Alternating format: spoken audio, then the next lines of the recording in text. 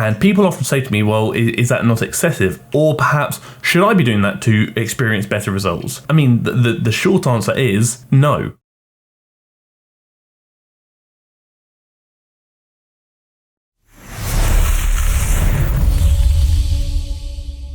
So I'm either filming this right after the previous video or right before the next video, depending on the order in which these videos come out. All you have to know is there's cats somewhere and they're lingering everywhere. So today we're actually going to be looking at GainsByBrains, what I eat and train in a day to build muscle. And this was actually sent to me by somebody because there are a few things that they kind of presented to me and I believe they wanted me to discuss, and that's exactly what I'm going to do today. The primary focal point and the primary kind of takeaway message from this video, which is one that was kind of suggested for me to talk about, is the importance of training frequency and how frequently you should and could train a muscle for the best results, because that's very relevant to the video we're about to watch. I have 3 leg days per week, so that means that I like to keep my leg days as efficient and as short as possible because I distribute the volume evenly across my leg days. That's actually the focal point there, is because GainsByBrains does train legs 3 times a week. And people often say to me, well, is that not excessive? Or perhaps, should I be doing that to experience better results? I mean, the short answer is no. And what I mean by that is, for many years I was under the belief that more is better. So training a muscle more frequently is better for results because, again, you get more opportunities to grow. But research has actually come out stating frequency doesn't matter provided volume is equal. If you do, let's say, 21 sets for legs in one session per week, or you do 7 sets for legs 3 times a week, equally in the same amount of volume, so 21 sets per week, there will be, in theory, based on research, no difference in results. So frequency doesn't really matter provided volume is the same. If you do, let's say, 15 sets on a leg day once per week versus 7 sets on a leg day 3 times per week, the results may differ because you're accumulating greater weekly volume, which is typically actually the approach I favor, which is training muscle groups multiple times per week with the idea of accumulating greater weekly volume than I would if I would just training that muscle group once per week. And the big thing there that I actually spoke about is making sure you can recover and making sure intensity remains high. If you're training a muscle group so frequently that recovery is unlimited, therefore your ability to push that session hard enough is also limited, something probably needs to change. I think ultimately it comes down to you, your preferences and your schedule. I'm a fan of doing muscle groups multiple times per week, especially if they're lagging body parts, so you want to hit them more frequently so you can accumulate greater weekly volume, but you actually don't need to. It's simply just preference, and I think you can experience fantastic results. But I'm not against programming what they consider to be the bro split, where you would program muscle groups once per week. But then we flip into the workout, which is obviously a lower body workout, which seems to have a lot of emphasis on glutes. As I know before, she has spoken about that as her kind of one of her primary focuses at the moment, and she's doing a Smith machine step up using the bench for the step up essentially. This is a tricky one because these benches, as she did actually mention, are tricky because the cushion at the top can limit stability, which is always a concern. That's something to be wary of and something to consider if you do have other options. But essentially the step up is a good movement. The big thing there is make sure you're lengthening the glutes effectively, so we're going down to the 90-degree mark or so. You can see she's not fully locking out at the top, which isn't necessarily a bad thing. I think ultimately it really comes down to you and your preferences. She's doing so with the idea of keeping tension on the glutes, which I think is absolutely fine. It's just about making sure you're going through a sufficient and adequate range of motion for the glutes, which again is going down to about 90 degrees and coming up to either lockout or just before, as she is doing. So next we're actually moving on to a Smith machine sumo deadlift. So deadlift variations, I would typically favor a free barbell rather than a Smith machine, primarily because the Smith machine does put you in such a kind of fixed position, whereas the bar path for a lot of people may not necessarily be straight up, straight down. She's obviously using the elevation so she can get a greater range of motion, I respect, but ultimately the sumo deadlift, it is not a fantastic glute movement. Actually, to be honest, the sumo deadlift nor the conventional deadlift are fantastic movements for hypertrophy, and there are simply better options if you're looking at taking through the quads through a full range of motion, the glutes through a full range of motion, whatever it may be. That being said, biomechanically,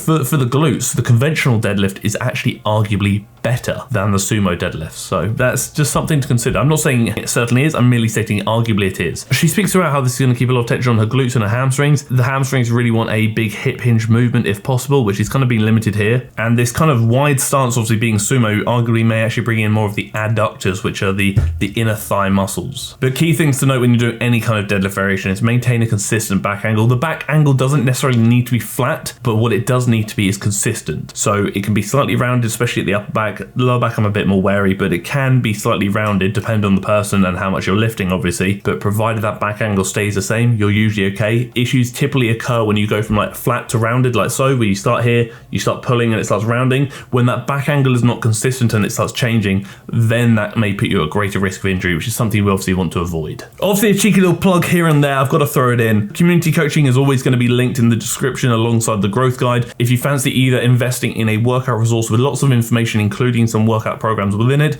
or fancy being part of a progressive, community-driven program in which I write programs for the community to follow, that you can kind of talk to me, we can see what works, what doesn't, and we can adjust them according to what you like and what you dislike, because ultimately it's a way to make a progressive and effective program for everybody that likely costs less than your Netflix subscription. Never feel any pressure to gander at those things if you don't want to. Just know that they are linked down below in the description and maybe even the comment section as well. And there's a week free trial on the group coaching as we speak. So GainsByBrains doing hip thrusts without a pad is absolutely menacing. Honestly, I would cry. I have actually tried this before. My pelvis said, hang about, and my heart said, I'm broken. Big thing here is keeping the feet planted. You see she's shifting those feet off slightly, especially at the toes. Wait for it there. Keep the feet planted, push the pressure through the midfoot, keeping those vertical shins. Fantastic. She's doing a great job there. Bang on there. Just keep those feet planted. Really put a lot of emphasis into that shortened position. The issue is when you don't have a pad, that's ultimately going to limit how hard you can push and how much you can lift, which is ultimately then going to limit the intensity to which you can take this movement,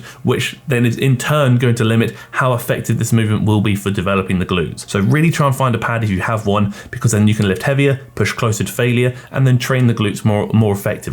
And what I'm going to do is I'm going to do 2 sets of 4, 4, 4, 4 reps. So basically it's an enormous drop set. So I'm doing 4 reps, drop the weight, 4 reps, drop the weight, 4 reps, drop the weight, 4 reps. I mean, you can certainly approach training like that. It really is preference for most people. And in most cases, I do favor straight sets, but I'm not opposed to throwing some drop sets and other bits and bobs here and there as an intensifier, provided it's warranted. And so I think that's fair enough. If you want to, you certainly can. The standing leg curl is essentially very similar to the lying leg curl. They both work the hamstrings in the shortened position, meaning that the peak tension is going to be when the knee is most bent and the heel is closer to the bum. Whereas a seated leg curl works hamstrings like an RDL or a hip hinge movement like the SLDL in their lengthened position, where the peak tension will be when the legs are straighter. Bean is down there as well now, but Spudder's now on the camera. You can sit up there with me.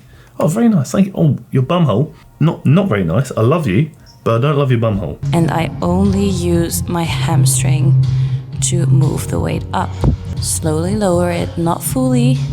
I actually back it. So what she said there is obviously only using her hamstrings, and that's quite a relevant point. Are you listening? I hope you're listening, because this is going to apply to you later. Because the gastrocnemius, which is a muscle of the calves, is actually responsible for the first 15 degrees of knee flexion. So the first 15 degrees of knee bending actually largely comes from the calves. That's when she spoke about not lowering it all the way down. I fully support it, because when I spoke previously in another video about active range of motion, when you come into that fully stretched position, you will arguably taking the hamstrings out of that active range of motion because the calves might be taking over. Are you done making noise, you menace? A lot of people may find when they are doing leg curl variations that their calves take over and feel very dominant in the movement. For that, I would typically say either go through the first 15 degrees of movement really slowly before then exploding and contracting with the hamstrings, or skip the first 15 degrees entirely and limit range of motion to then reduce how involved the calves are to keep more of that focus and emphasis on the hamstrings. Spud and Moz in the last video. Now we've got Spud and Bean in this video. Hello, my girl. Oh, she doesn't want to be in the video. She's not in the mood. You're not in the mood today? Okay, you're attacking me. She's in a massing phase at the moment. Oh, bumholes all round today. I'm not a fan of this. Hello. And that's actually the workout itself. And like I said, the big thing I want to take away from this video is that you don't need to train a muscle more frequently for it to grow. You can train it more frequently if that results in you accumulating greater weekly volume, which then could lead to additional growth over training it once per week, due to, like I said, the additional weekly volume. That being said, remember, there is an upper limit of volume we can handle. More isn't always better. Honestly, as a whole, I think it's a really good video. I think it's really interesting to be able to talk about things like this, like training frequency, whilst also be able to look at somebody's technique and their workout. So I enjoyed that. That was really good. I'm a big fan of GainsByBrains. I think she's doing some good stuff. The only thing I wish I could see was more about the workout itself. So how many sets, what kind of reps is she doing, things like that. All I can really speak on is movement selection. The hip thrust, fantastic movement. The step up, yep, solid movement. The standing leg curl, although when considering standing versus lying, I would probably favor a lying leg curl for additional stability. I think the standing leg curl is cool too. So yeah, no, it's good stuff. Very interesting, very interesting. But now we're actually going to crack on to comment question of the week, and it's actually relevant to what we've been discussing, being the glutes and the hamstrings. Would it be okay to do both single and double leg dumbbell RDLs in a workout? Ideally, I would probably not personally, because again, you're doing two very similar movements that work the muscle in the same position, being the lengthened position. Therefore, doing so in the same workout almost kind of leaves it redundant when you could actually choose a shortened position movement instead to then get lengthened and shortened in the same workout rather than just two lengthened. Whereas if you were going to do both of these movements, I'd probably split them over different sessions myself. You can, but I'm just saying personally, I probably wouldn't. It's also a lot of volume for the lower back as well, and my lower back is not particularly great with volume, so personally I think I would actually struggle. For Bulgarian split squats, why is it better to do more unstable movements when you're fatigued? Ultimately, you're trying to train muscles, you're not trying to train stability, so whether your quads are fresh or fried, your stability and balance is usually actually going to be the same, whereas at least if you're fried and your quads, for example, are really tired toward the end of the session, it's more likely that your muscles will hit the point of failure earlier, therefore stability may not become a limiting factor. Whereas if you do unstable movements first, stability may actually hold you back from training that muscle as effectively, therefore I typically opt for more unstable movements towards the end of the session. Because again, like I said, we don't want stability to be the weak link that causes failure, we want the muscles to be the weak link that causes failure, thus leading to a more effective exercise. That is it. That is the video. As with all my videos, these are simply my opinions. You may not agree with them, in fact you may actually disagree with them, and that's absolutely fine. Either way, I'd love to hear your opinions in the comment section below. Thank you for tolerating me. Thank you for tolerating how confident my cats are with exposing themselves on YouTube, and thank you for tolerating the video.